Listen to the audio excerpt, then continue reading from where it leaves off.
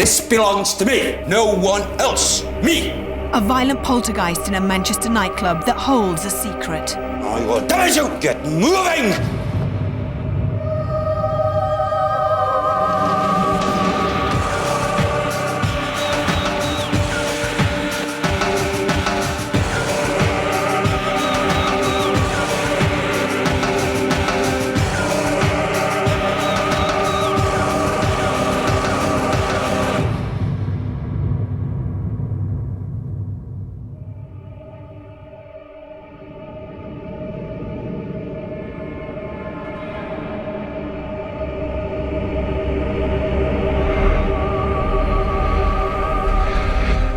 Welcome to Most Haunted. This week we've come to one of Manchester's premier night spots, Brannigans. It's no ordinary nightclub though. Hundreds of people come here and visit to eat, drink and generally have a good night out. But what they don't realise is that behind the glitz and glamour of the pumping music and the designer clothes, Brannigans has a secret.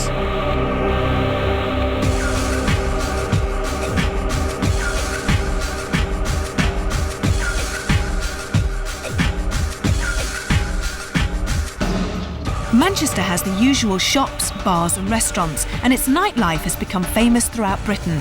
But Brannigans has become famous not just for music, but for its hauntings.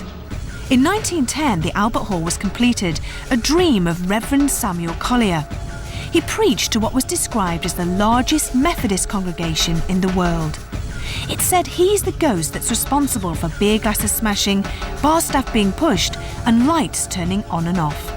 Is Reverend Samuel Collier the ghost who haunts the nightclub downstairs and lingers in his beloved church upstairs?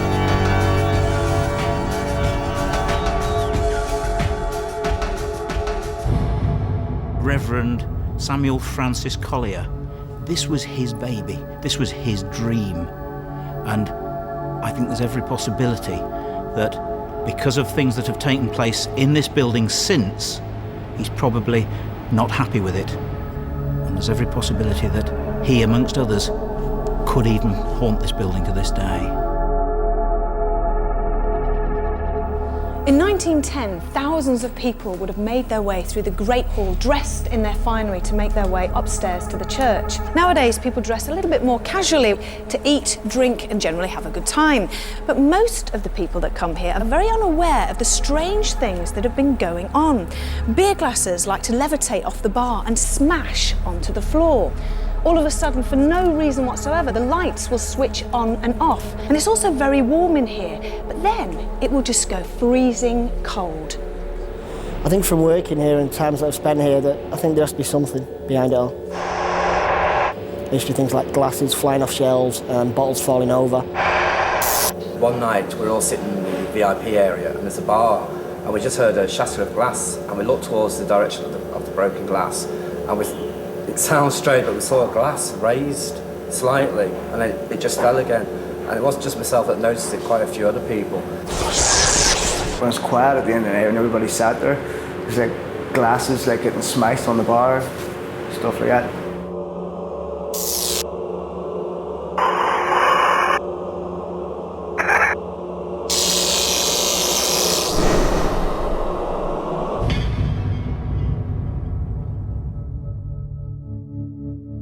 In 1999, a Manchester-based team of paranormal investigators were called into Brannigans by the managers as the staff were becoming increasingly nervous at the strange ghostly occurrences. The investigators spent the night and came up with surprising results.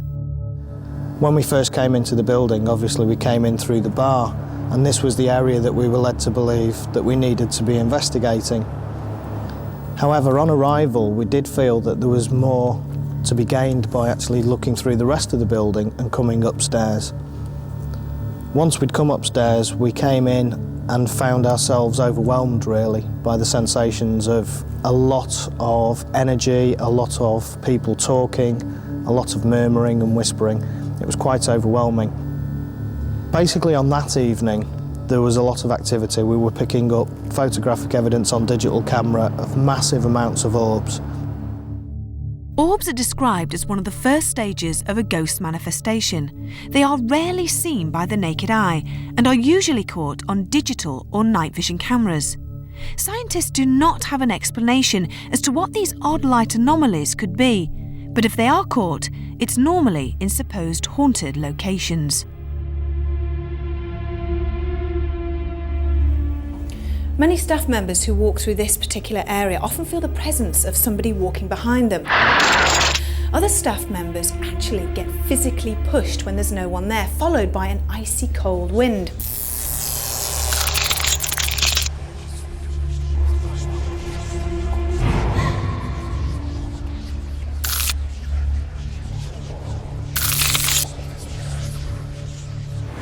You feel like the top end of the kitchen, as if somebody's walking past, there's nobody there, because we know it, everybody's actually up the stairs. There always seems to be something.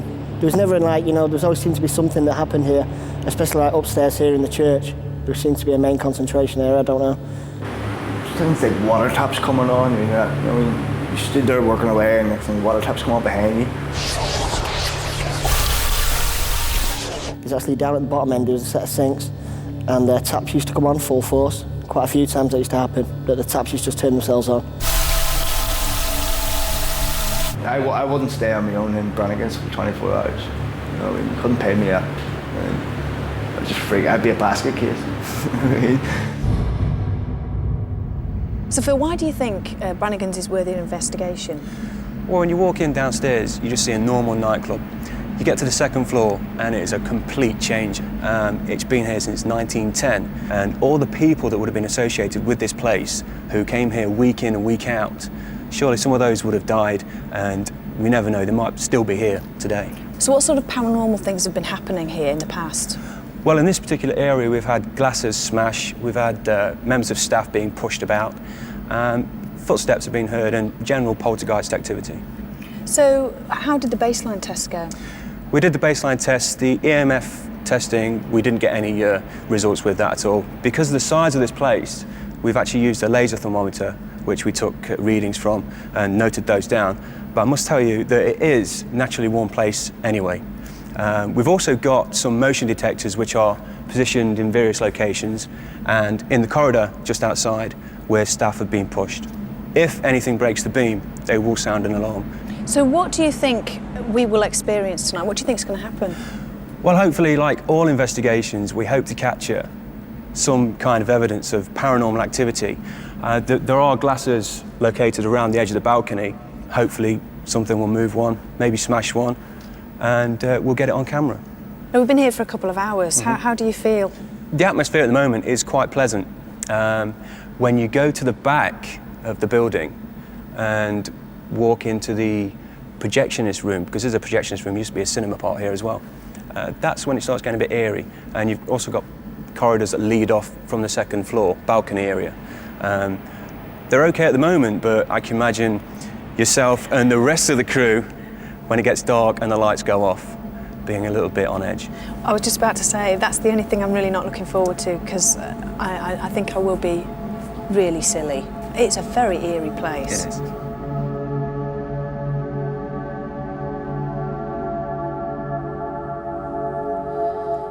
This was once the centre of the largest Methodist congregation in the world. Now, it's said that a young girl was murdered here and her screams are still heard to this day. Staff members have been pulled from ladders. And not only that, but shadows have been seen walking across empty floors and objects like to move on their own. But perhaps the most frightening entity is that of a violent poltergeist. Poltergeists have been around in this country. They've been recorded certainly since the 12th century. But in 1588, Walter de los Rios actually made the first ever account of demons in this country. He recorded or reported 18 demons. But there's only one that has travelled, if you like, through the mists of time and mythology. There's only one that we still experience to this day. And that, of course, is the poltergeist. It's a word from the German, polter meaning noisy, and geist, of course, is ghost.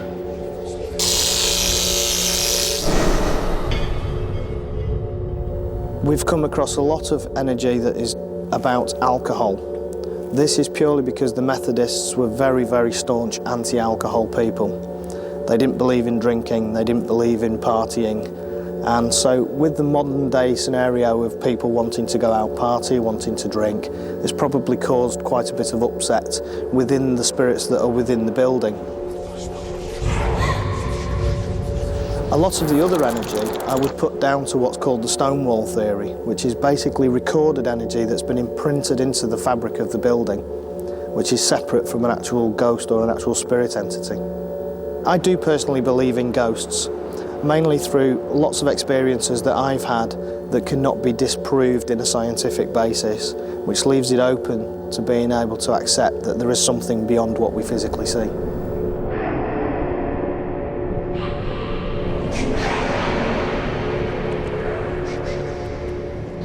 As day turns to night in Manchester, the city comes alive with partygoers and nightclubbers. Brannigans in the daytime has a peculiar atmosphere, but as night approaches, there's an air of unexpectancy.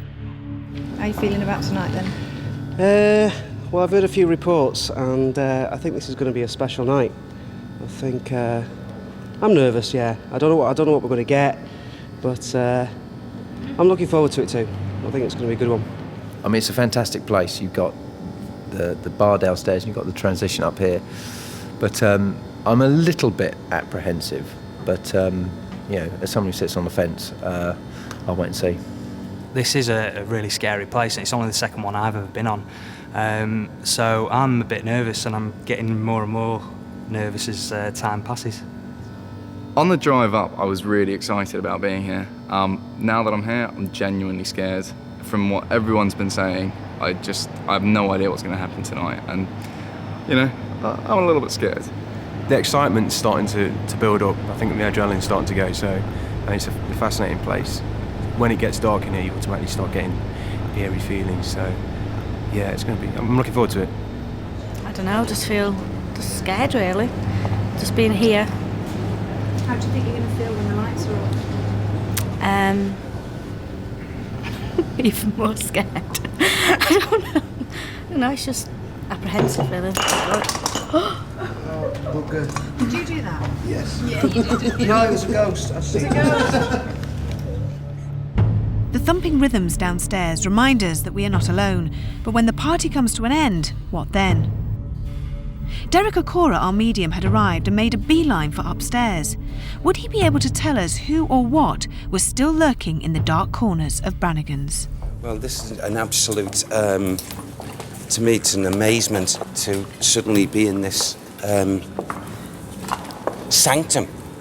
That's what I'd call it. Yeah. It comes to mind, sanctum. Sanctum in the essence that I'm very aware, very, very strongly to above my right shoulder here, to where these doors are next to, I take that to be an organ of the figure of a man, and I feel with him, I feel benign, benevolent, with the soul, most definitely a person of the cloth, a nice man, not an elderly man at all. Now, this good man here, because I'm looking here, and all I want to say is, this man wants to take care of the kiddies, the children. The children. Why children? Children to do with, you know, church. And yet I feel an abundance of children, an abundance. And yet then I'm standing on this ground and it changes. I see a lot of people who are in the resting position. And you know, that is not to me benevolent. That is slaughter, slaughter, an absolute slaughter of some kind. I feel as if I'm just going back in thought here of these people, these poor souls, these wretched souls being slain and you know, just laid together, and it seems to just engulf me, and yet it takes me, it hits me in my solar plexus and takes me back and away.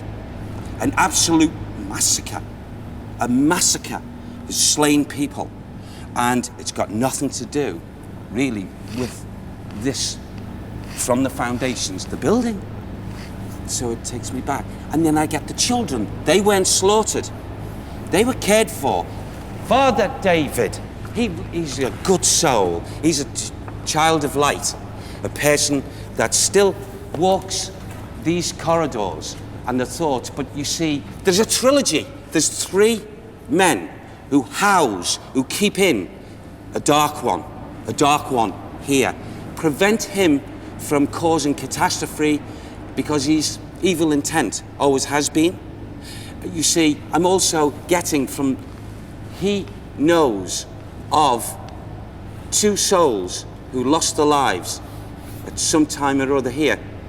One, most definitely, was, oh gosh, a child with the neck that was just sadly broken.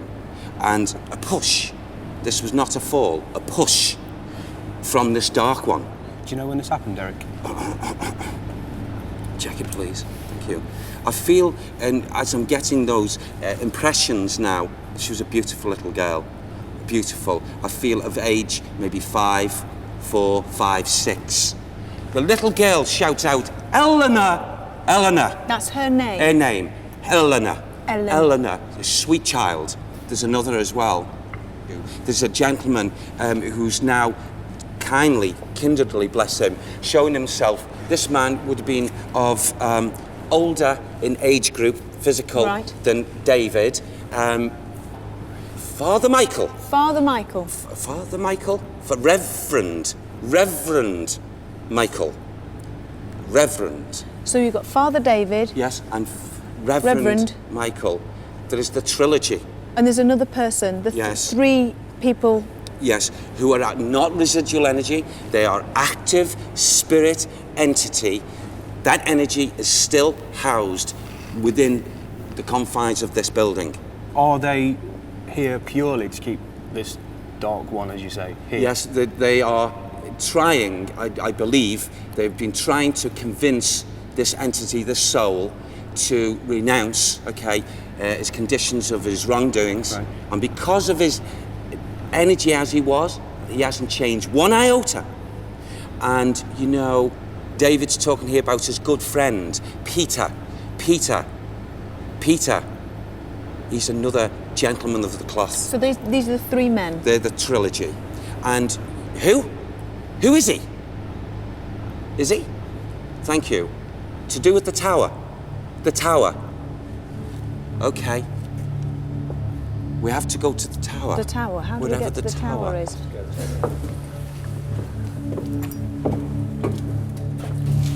There's a very, very negative, dark energy link that's actually, that's just saying, you know, hey, don't you dare come up here. Is that what he's saying? Yeah. Don't you come up here, he keeps on. So we're coming up. A dark entity hidden in the tower. Was this force the energy that was causing poltergeist activity? If so, were we brave enough to meet it? I was scared. I was afraid.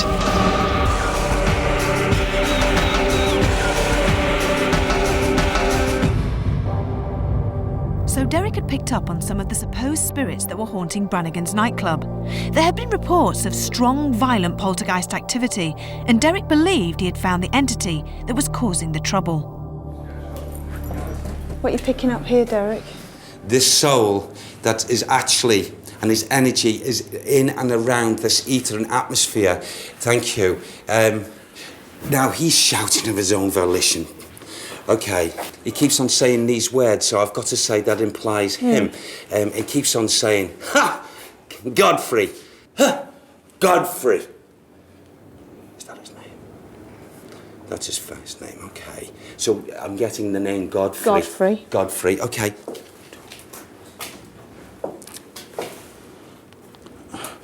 Oh, he's responsible for hanging someone as well. Hanging? Hanging. He's responsible for hanging a man. Hanging him. Oh, the stench up here. But I feel his atmosphere of thought, he brings it in here, but he didn't actually do the act here. Ah. He's done it somewhere else, but he brings that in with the energy. Right. And the stench walks with him of what he did.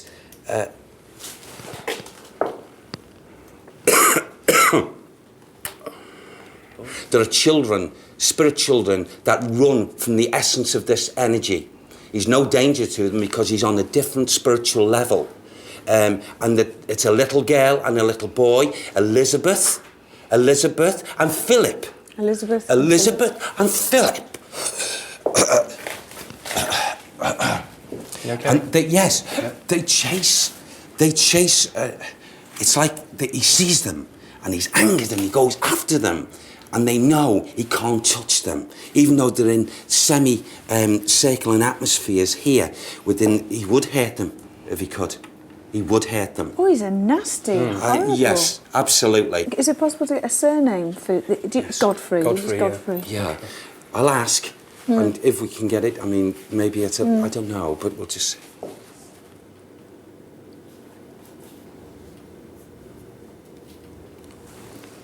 No, that's not coming through. I don't want to utter something unless it comes through. No, we'll leave it. You know, yeah. But maybe later on, maybe, it'll be given to me. Do you want to go anywhere else? Yes, Where please, do you want to go? You lead and we'll follow. It was interesting that the names Godfrey, Elizabeth and Philip had all been picked up in a previous investigation from another psychic. Unfortunately, without surnames, we cannot trace who the children could have been. I've had Philip. See, I'm still linking with the boy. Can I just confirm, actually, Derek, while we're upstairs, you picked up on the name Godfrey and the two children, Elizabeth and Philip. Yes. They have been picked up on before. They have? Yeah. And more specifically, a hanging. Yes, upstairs. Well, I'm just actually going to talk about this now because there is a link here with this. The poor man who was hung, okay, and I feel most definitely, okay, the name Godfrey, okay? He was hung? No. Oh, he was the one that actually hung him. Now, this person, the person that was hung, now I've come into this atmosphere, and so it's cleared me from up there, was a man of means. Was a man who was not, a soul that could have, how can I put this, could have been murdered and just forgotten as if he was like nothing. He was known, he was well respected. And I'd like to come back, or maybe go forward, and try and find out spiritually how this soul, Godfrey, got away with this murder when this man was, in his day, I feel, well-to-do. Whilst we're talking right now, that soul, the name Godfrey, okay, is very, very aware of everything we're doing now. This evil intent, this negativity that has built its force and strengthened its stealth over the years here, and he's gathered momentum, far too much, really, basically. And I feel that these three souls of the cloth and what have you have got their work cut out with him. But you see, it's as if the name David, who's the younger, and was the younger, has got more energy than the likes of Michael. Because Michael, when leaving the physical body, was in his 60s and what have you, and David even displaying. Okay, it's all right, Yvette, it's okay. From back inside the tower, I heard a loud bang. Knowing that no one else was up there, it was frightening to know something had moved on its own. Let's see, and that was a large rat, wasn't it? Okay. Okay. Now his energy is still, dispersed here very, very strongly. What does he look like? Right. This person, okay, of his time, I would say quite a slim shoulders. Why are they showing me that, Sam? Why are they showing me? Okay. It's like as if they're projecting to me. Now, I think they're doing this to me to confuse me a bit, but it's like as if someone is wanting to project or something to do with a projector. And looking through, I feel, and whether this Godfrey has got the strong links with that aspect they're trying to show me. Right. Oh, he was a viewer. There's no two ways about it. He viewed. Okay, bless you. They're giving me more, you see. What I'd like to do is, because they're hitting me with a lot of things here, is maybe if we break away from this atmosphere and at a little bit later, we can separate. Yes. And I'm sure more information. I want to know what this viewer thing is. Yeah. That's interesting. Yeah, Okay. it is interesting. Okay. Very interesting. He viewed. Could that mean he'd been a projectionist? Whilst Derek took some time out, a small group of us decided to take a look with our night vision cameras at the projection area at the back of the hall. Oh. How's about that, hey? I think the wires are a particularly nice touch. Right, I'll tell you what. How about this? Sitting here for a bit. Yes. What's the matter, Craig? You tired? Oh, a little bit. Let's lock these off. Just for a bit of irony, I could put it on the old projector. Yeah, look at that. Just look how old that is. We got this other one as well. What was that? What's that? Did you hear that? Bloody hell was that? What was that? That came from down there. That came from right. That came all along that corridor. We've got the walkie-talkie. Yeah. Can you just let me know if you guys are alright? We just heard a shout.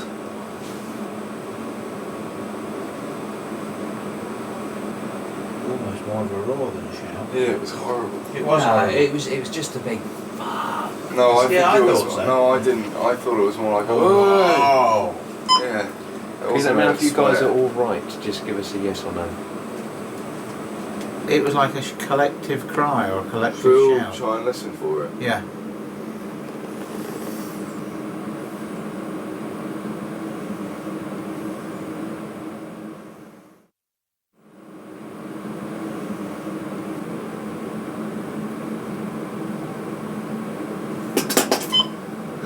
Oh, What the hell was that? That was the radio. I know. Yes, it's starting to come to us, isn't it? Yeah, the fear started. How does everyone feel, Rick?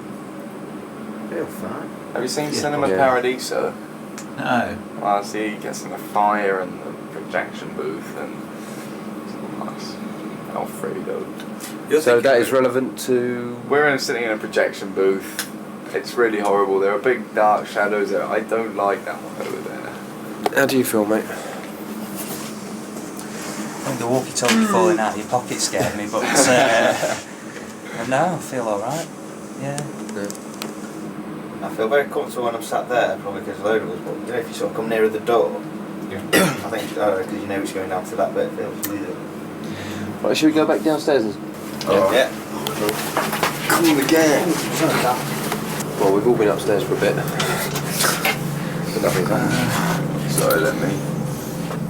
With very little happening, we thought it would be a good time to regroup.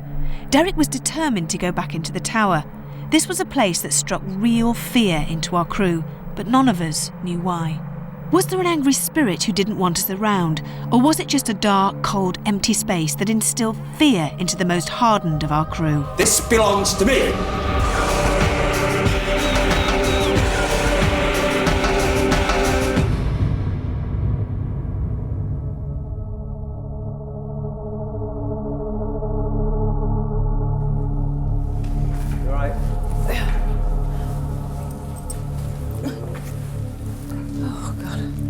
Oh, I can smell sick. Baby sick. Yeah.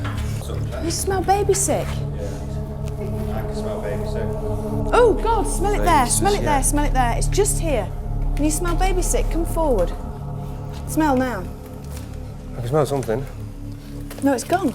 No, I think that. It's gone. It was just there. Just momentarily, yeah. It was really strong. That smell has completely gone now. Absolutely gone. Yeah, but it was there momentarily, wasn't it? Yeah. And like you described, and it was quite poignant. It was, this is a child has been sick and the fumes were coming up. Isn't that weird? But for something to be that strong and then just to disappear. I smelled it briefly, and then just before you said.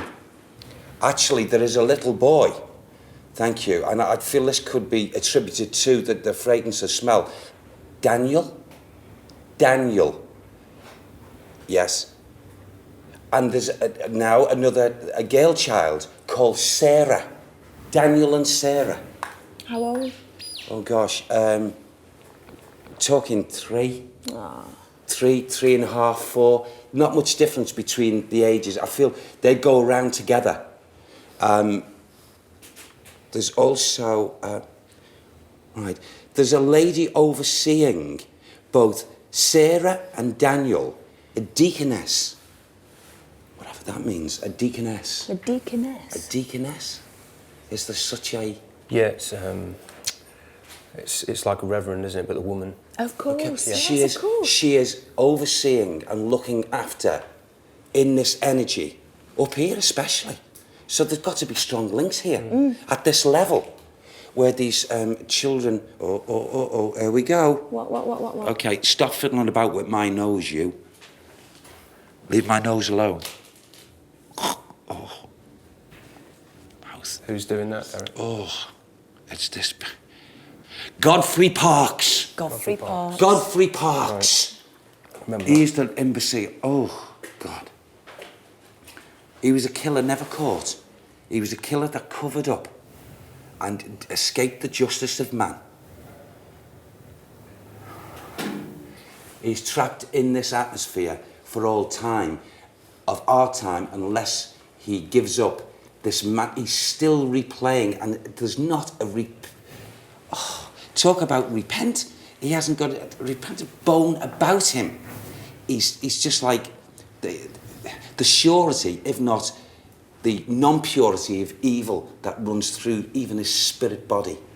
He is an angry soul that he does not require, he does not wish, he wishes to be left alone. Leave me. Leave me. Get out. Get out! You!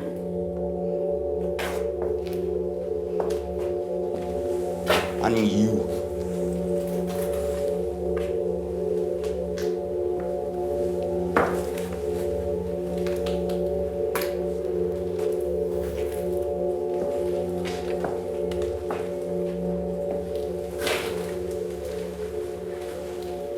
My legs.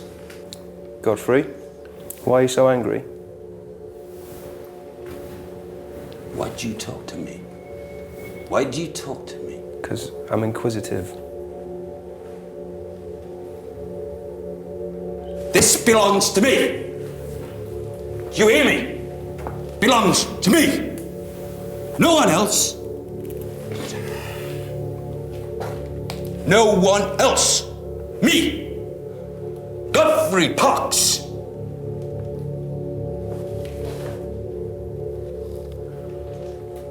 She hates my legs, that little mite. She hates my legs.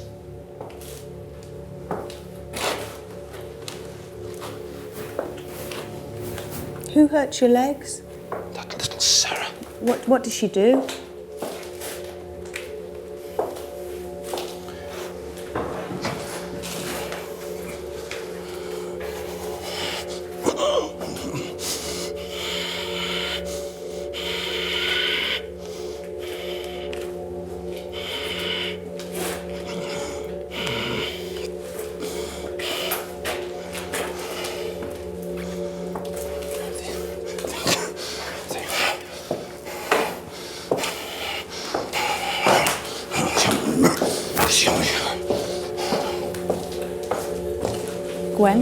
Gwen, what do we do? Does he just come out of it himself?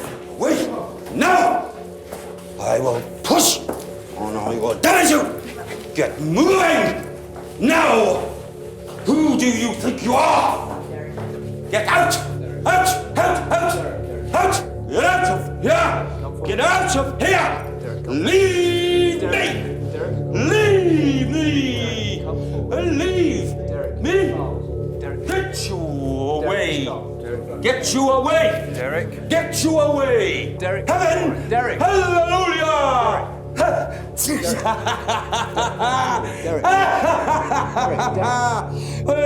Derek. Oh! Derek and Cora, come forward. Come forward. Carl. Gwen's here. Carl's here. Come forward.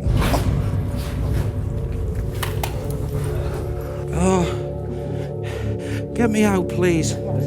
Get me out. Can you stand up, Derek? Get me out, please. Please. Please, get me out. Get me off. Come on. Get me out. Get me out, please. We got you, Derek. Where's me legs? Where's my legs? Where's my legs? I can't feel my legs. Oh, my legs. No. I've got no legs. My legs are gone. You're all right, Derek. Derek, try to open your eyes. This had been a frightening experience for all of us. Some members of our crew are sceptical about the paranormal, but even they were upset about what had just been witnessed. Derek believes he encountered a very dark entity that used his body to communicate with us. Oh, God, it's hot. Oh, Yeah, well, you're okay. I can't feel my legs. Well, that's all right. If you remember when we first climbed to the top of the tower, some of us smelt baby sick. Oh, God, smell it there, Jesus, smell it yeah. there, smell it there. It's just here. Can you smell baby sick? Come forward. I can smell something. After Derek had left the tower, we placed a dictaphone recording in that area. When we played it back, we were all amazed at what we heard.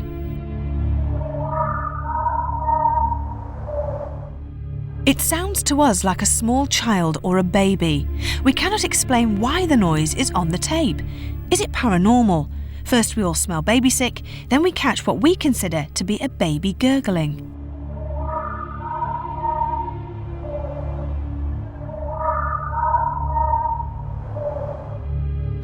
I've never seen you take over like that. It went from 1 minute, it was so sudden.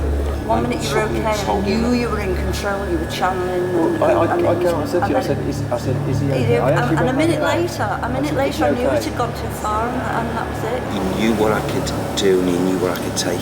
And he took me and he wanted to take me into an abyss of something, I don't know.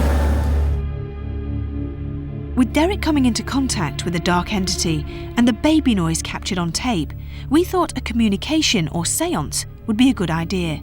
Hopefully, we would encourage paranormal activity.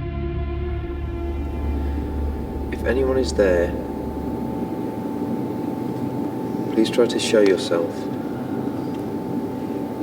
either by an orb, by touching one of us, whispering to one of us. Try to use the collective energy that we're trying to give you. Is anybody else going cold? No, I'm not going cold. Do you feel cold?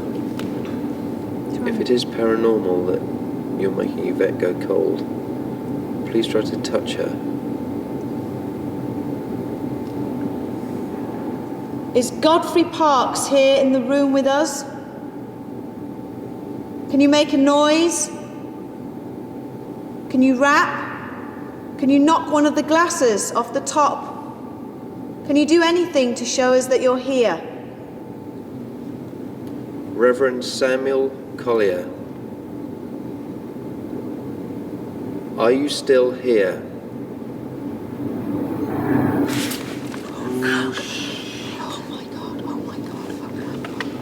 Did anybody hear that voice? Yeah. Did you hear that laugh? It was laughter. Yes, yes, it was definitely there. It was definitely there. Keep the energy going, keep the energy going. Samuel Collier, Reverend Samuel Collier, was that you?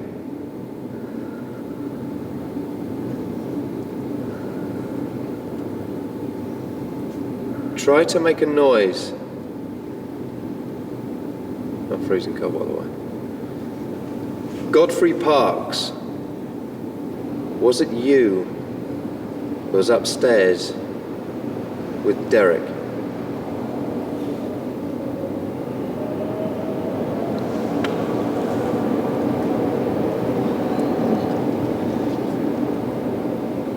Are you here with us now? Show yourself to us. Is that you that's making that noise? My eyes are coming. Get that energy going. Keep that energy going. If you're here, try to show yourself to us. Make a noise. Let us hear your footsteps. Are you here? I am absolutely freezing now. So am I. Oh God, it is so Both cold. my I can't arms tell you how again. cold Chill, I am. relax. Try to push one of the glasses off the balcony if you can.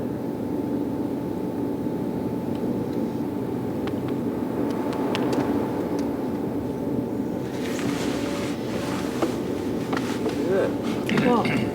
What? Oh. What's up? Oh no. What's the matter? I thought something touched me on the shoulder. Something touched you on the shoulder? Which shoulder? This looks like a flutter. If you listen carefully, you can hear what could be described as small footsteps. What? We all definitely heard something, but what that noise is, we don't know. And why did Kath feel she'd been touched just at the same time? We were all sure we were not alone. Some of us kept hearing movements in one of the corners of the hall. Did anybody hear that voice? Did you hear that laugh? It was laughter. From nowhere came a strong gust of wind. It seemed to whistle through the building. Others were freezing when the temperature had been constantly warm, and at certain points I was terrified. After 2 hours we were cold and very tired, and we all agreed to call it a night.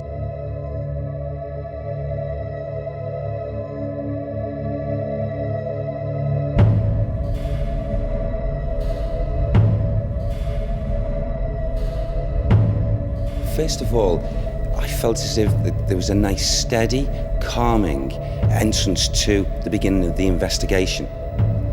However, as we went a little bit further on, I felt this anticipation that there was something other than this, if you like, benign, nicer sort of feelings that was hitting me at the beginning psychically. When it came to do Derek's tour of the building in the upper levels, where he went into a trance, I thought that was particularly spooky, and to be honest, it scared me. I actually thought for a split second that I'm going to get hit here. He seemed to be possessed by this chap, by Godfrey Parks. I was quite worried, I was quite frightened, because he was going from one person to the other, and I was actually standing in the room hoping and praying that he wouldn't come to me. I seemed to be totally taken back, not just detached. I was not aware of my movements, of my consciousness. I was not aware of sounds. I was not aware at this point of where I actually was. As regards the murder, I can find absolutely no record, no trace of that at all. But of course, you've got to remember how many murders go undetected. The only records we've got are, of course, the people that committed murders that were caught, tried, and then, of course, executed. So perhaps Derek's unearthed something new, and perhaps it's a cry for help. Nobody knows. So, yeah, I found it extremely interesting, very, very exciting, and can't wait for the next one. I don't mind admitting it. For the first time in investigations, I say it very clearly and brightly, I was scared. I was afraid. There are a number of explanations of what could be happening with Derek. The first is that he's simply acting. The second is that he really does believe he's taking on the personality of Godfrey Parks, but he's not really. Or thirdly, he could be doing exactly what he appears to be doing, and maybe he's claiming he's doing, and actually taking on the personality of Godfrey Parks. This belongs to me. Belongs to me. No one else. When people take part in seances, their expectations are often heightened. So any unusual experiences often take on a whole different meaning and are sometimes given a paranormal explanation. Looking at the sounds that were heard by a number of people in the seance, they were also picked up by the microphone on the camera, which at least suggests those sounds really were there. What actually caused those sounds, we don't know. What? Did anybody hear that voice? Did you hear that laugh? It was laughter. With regards to the noise that was recorded on the dictaphone, it's clear that a noise really was recorded, but we don't know what caused that noise, and it's up to the listener to decide what it sounds like. And what's interesting with this noise is that once you're told that it sounds like a baby crying, it's very difficult to hear it as anything else.